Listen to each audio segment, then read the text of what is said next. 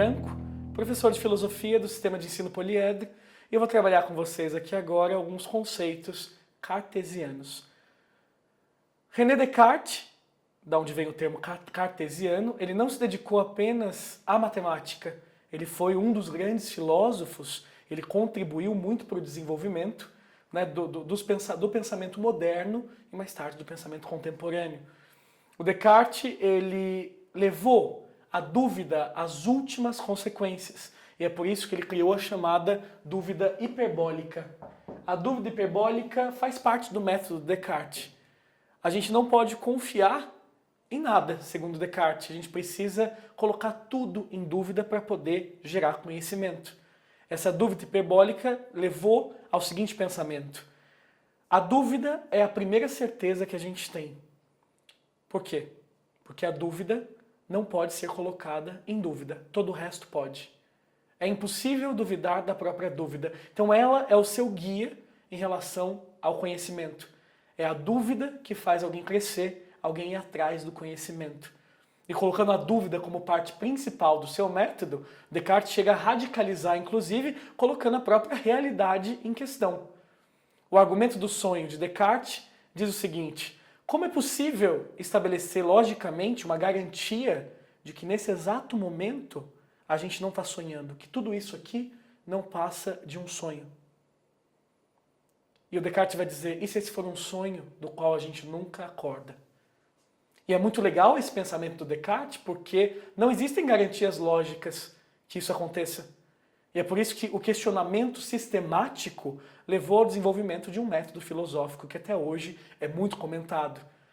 Essa separação para você estudar sempre um assunto, a separação das matérias, dos conteúdos que você tem na sua escola, por exemplo, né, que agora tá tendo um novo significado aí, elas estão se juntando novamente. Separação para analisar melhor uma coisa em etapas, né, em partes, para a gente poder tentar ver uma gradação de um conteúdo. Então você sempre aprende as coisas sempre do mais simples para o mais complexo. Toda essa lógica, todo esse sistema que foi concebido, que é concebido hoje em dia, na verdade, foi ideia do Descartes.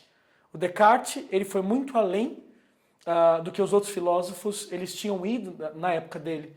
Né? Ele também criou um conceito muito importante, que é o conceito de solipsismo. Ele afirmava que era impossível você conhecer outro ser, a essência de outro ser, que não seja você mesmo.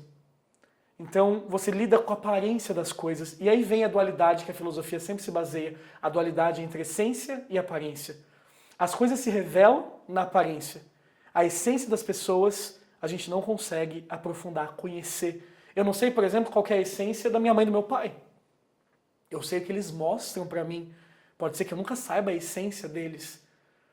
É muito legal isso, porque você percebe que você só consegue ter contato com a sua própria essência. É o olhar para si mesmo, tentar encontrar quem você é.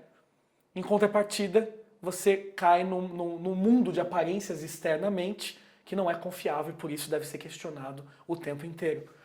O que leva a gente ao nosso próximo assunto aqui, o princípio da correspondência para o Descartes. Descartes também vai pensar um pouquinho como que a mente humana ela trabalha, né, as coisas que ela imagina.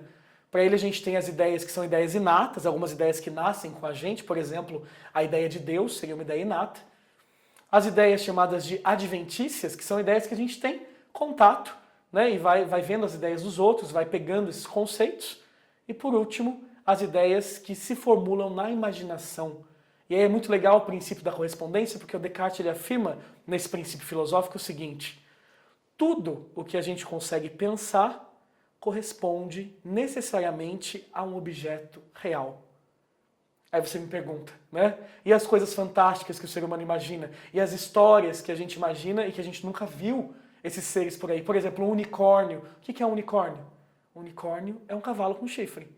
Você já viu um cavalo, você pega um chifre, põe nesse cavalo e forma um unicórnio. O que é uma fada? Ninguém viu uma fada por aí. A ideia de fada é você pegar uma mulher, reduzir o tamanho dela, colocar uma asinha. Quer dizer, tudo que a gente consegue imaginar, por mais original que pareça, não passa de uma colagem, de uma montagem das experiências reais que a gente teve. Quer dizer, corresponde a um objeto real. O mais legal é que o Descartes vai dizer que o que garante essa correspondência é Deus. O homem consegue pensar na ideia de Deus. Se o homem consegue pensar na ideia de Deus, é porque ele identificou alguma coisa real que liga, né, a essa divindade, a Deus.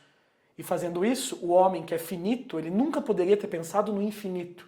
Mas como ele consegue fazer isso, esse pensamento volta para ele, significando o seguinte: se o homem consegue pensar em Deus, Deus então, né, deve existir. O Descartes, ele vai ter um livro muito famoso, que é muito legal, né, vocês terem contato com ele, que é o Discurso do Método. No Discurso do Método, ele vai colocar todas essas ideias da forma mais organizada possível e vai afirmar, né, a frase mais famosa do Descartes aqui: cogito ergo sum, penso, logo existo. O pensamento define a existência.